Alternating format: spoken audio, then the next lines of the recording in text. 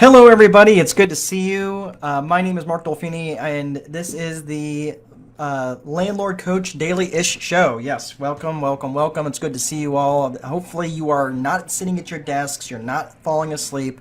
I don't even know. Do people sit at desks anymore and fall asleep? I don't even know if that's even a thing anymore. I know, like at 2 o'clock, when I was in my corporate America job, I had some of my best naps, leaning my head on one of those gel wrist savers, to keep your wrist elevated.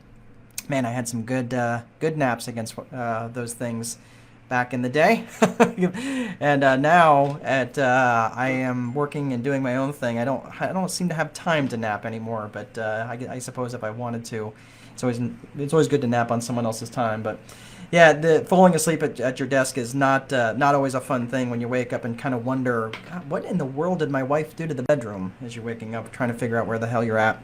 Anyway, welcome to the Landlord Daily Show. Yes, my name is Mark Dolfini, Landlord Coach, and today I've got a really interesting topic.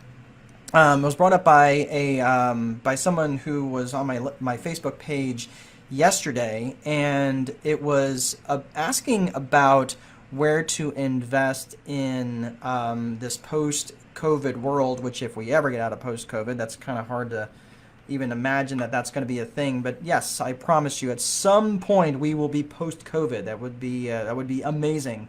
But I want you to think about, you know, or in the context of that, where should you be investing? Because I know there's some people who invest out of state or out of their area. And in this particular question was, should we be looking to invest in areas that are a little unpopular right now, such as Kenosha or Portland, given the things that have gone on?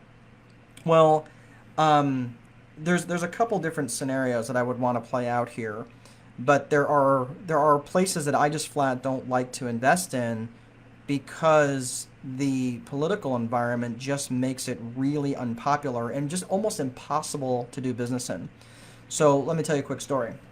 My dad was, hey, Jason Bezo, good to see you. Yeah, we do have to reconnect. Good to see you. Thanks for dropping in. The interesting thing, my dad started a trucking company in upstate New York during the days of the Interstate Commerce Commission, and when the Teamsters had a lot of power. Not that they don't have a lot of power now, but these were during the days of Jimmy Hoffa, and where small independent businesses were basically being strong-armed and muscled into unionizing. My dad just flat refused, and it was sticks and billy clubs and lever action rifles to to settle disputes. Unfortunately, that's just the way things were back then. But the interesting thing was my dad operated a very successful business, a very successful trucking company in those days in upstate New York. Why he actually chose to stay there was still beyond me, because New York State just makes it impossible, damn near impossible, to do business and do business honestly. I mean, every single time you turn around, either something's illegal, it's got a fine attached to it, you need a license to do it.